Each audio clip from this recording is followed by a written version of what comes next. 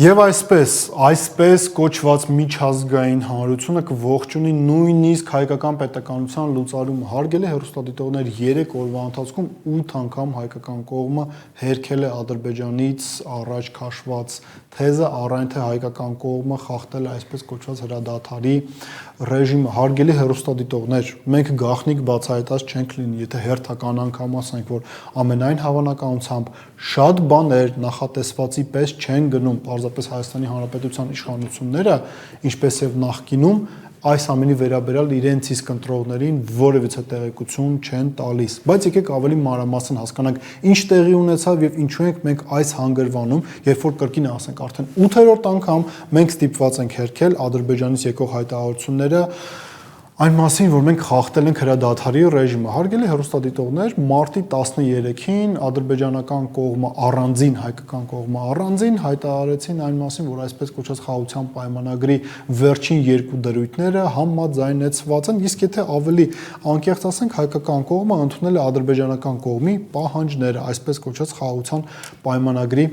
վերաբերյալ հայկական դիվանագիտությունը, քարոզչությունը, Հայաստանի իշխանությունները սա ներկայացնում են որպես խիզախ, ուժեղ քայլ, որով Հայաստանի Հանրապետությունը պարզապես Ադրբեջանին զրկել է լեգիտիմ հնարավորություններից Հայաստանի դեմ ռազմական գործողություններ իրականացնել։ Ինչ է տեղի ունենում դրանից հետո։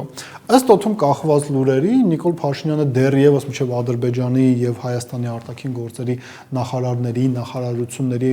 հայտարարությունը հրահանգել էր մեր դեսպաններին հատկապես եվրոպական երկրներում հնարավորինս շատ հայտարարություններ ստանալ, աջակցող հայտարարություններ ստանալ, այսպես կոչված խաղաղության պայմանագրի կետերը համաձայնեցնելու վերաբերյալ եւ առյուծի բաժին այն հայտարարությունների, որոնք դուք վերջին օրերին տեսել եք, դրանք արդյունքն են հայկական դիվանագիտության աշխատանքի, բայց ինչի համար է իրենց դա անհրաժեշտ, որ երկրի ներսում հասարակության այդ թուղթը վաճառեն, այդ օդը վաճառեն, բայց արձանագրենք նաեւ հետեւյալը դրական գնահատականներ տվող Եվրոմիության չինովնիկների շարքում կային նաև մարդիկ, ովքեր շատ անկեղծ ասում են, որ հայկական կողմը պարզապես գնացել է զիջումների, խիզախ զիջումների։ Խոսքը Աննա Լենա Բերբոկի մասին է, Գերմանիայի արտաքին գործերի նախարար, բայց ինչը շատ ավելի կարևոր է, այս նույն մարդիկ, այս նույն երկրները, այս նույն կազմակերպությունները նույն ջանասիրությամբ, նույն ժպիտներով խոսում էին այն պայմանավորվածությունների մասին, որոնք մենք ձեռք էինք բերել 2022 թվականի հոկտեմբերի 6-ին Պրահայում։ Հիշեցնենք, որ այն ժամանակ Նիկոլ Փաշինյանի անձնական որոշմամբ Արցախը հանձնվեց Ադրբեջանին։ Շարլ Միշելը եւ հայ ժողովրդի մեծ բարեկամ Էմանուել Մակրոնի խավորությամբ այս ամեն ինչը տեղի ունեցավ, իրենց մեջքի ետևում կանգնած էր նաեւ Բայդենի վարչակազմը։ Կրկին ասենք, այս նույն աշխարհակահաղական կենտրոնները ողջունում էին այս հայտարարությունը, որը վերջնարդյունքում հանգեցրեց նրան, որ Արցախը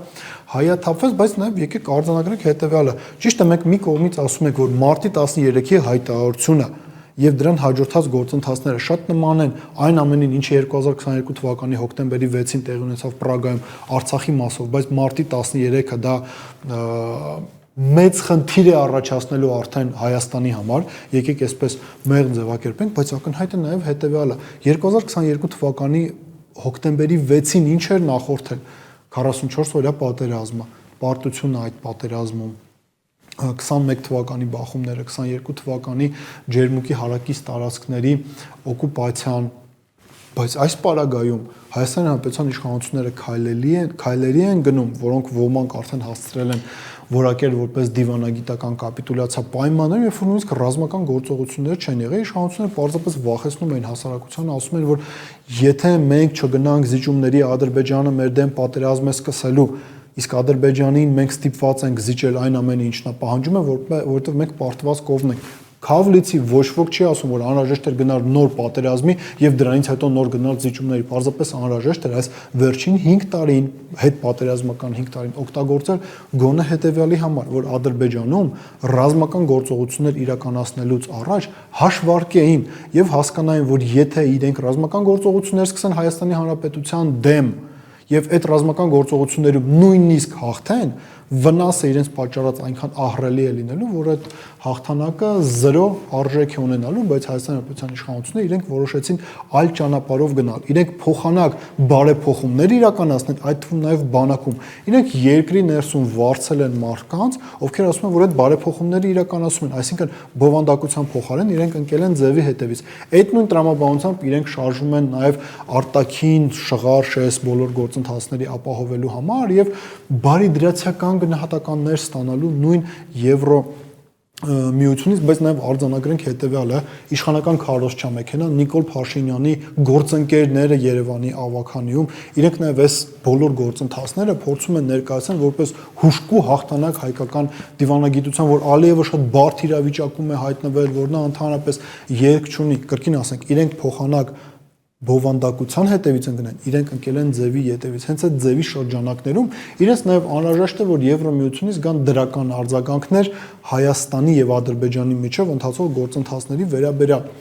Բայց այդ որ Եվրոմիության մասին է խոսքը, այն նույն Եվրոմիությունը, որը հոկտեմբերի 26-ին իր վրա պարտավորություն վերցնեց, որ ապահովելու է արցախցիների անվտանգությունը եւ իրավունքների պաշտպանությունը, բայց մատին չտվեց, երբ որ այդ ամենը տեղի չունեցավ, դեռ մի բան էլ ոտնահարվեցին արցախահայերի իրավունքները, Լաչինի միջանցքը արգելափակվեց, հետագայում նաև տեղի ունեցավ էթնիկ զտումը, սա այն նույն Եվրոմիությունն է, որը մի քանի շաբաթ առաջ են, չէ՞, այսինքն մի քանի օր առաջ ենք քննարկում, չէ՞, Սիրիայում ինչ էր տեղի ունենում։ Այնտեղ բառացիորեն ուղիղ եթերում ցեղասպանություն էր իրականացվում ալավիներին, քրիստոնյաներին, շիաներին, կրոնական եւ ազգային փոքրամասնություններին ուղիղ եթերում ցեղասպանում էին Թուրքիայի կողմից իշխանության բերված ահաբեկիչները ցեղասպանություն էին իրականացնում, ինչը որոշում Եվրոմիությունը երեք իրենք գագաթաժողով արեցին դոնորները եւ որոշեցին, որ 2 տարվա ընթացքում 2.5 միլիարդ դոլարի աջակցություն են ցուցաբերելու Սիրիային, այսինքն Ջուլանին ցեղասպանություն է անում, Բրյուսելը դրա համար իրենց վճարում է, ինչի համար ենք սա ասում, այնքան էլ ճիշտ չէ նաև բարոյական տեսանկյունից, այդքան էլ ճիշտ չէ նաև բարոյական տեսանկյունից սեփական քայլերը արդարացնելու համար հղում անել Բրյուսելին, որը ֆինանսավորում է ցեղասպանությունը Սիրիայում։ Բայց արձանագրենք նաև հետևյալը, տեսեք, մի կողմից Եվրոմիության կամ հավաքական արևմուտքի ներկայացուցիչները ողջունում են Հայաստանի եւ Ադրբեջանի միջև ձեռք բերված համաձայնությունները, բայց ոչ միայն չեն պատրաստվում երաշխավոր դառնալ պայմանագրի կետերի կյանքի կոչմանը, այլ նույնիսկ չեն էլ սաստում Ադրբեջանին կապված վերջին օրերին տեղ գտած հայտարարությունների առայն, որ հայկական կողմը իբր թե խախտում է հրադադարի ռեժիմը, Ադրբեջանին նույնիսկ չեն էլ ասում, որ չի կարելի այս տեսակ հայտարարություններ անել, չէ՞ որ եվրոպացի դիտորդները տեղում են եւ իրենք ֆիքսել են, որ ոչ հայկական կողմից, որ ադրբեջանական կողմից ինչ որ տարօրինակ տեղաշարժեր չկան, ոչ ոք սրա վերաբերյալ որևիցե գնահատական չի տալիս։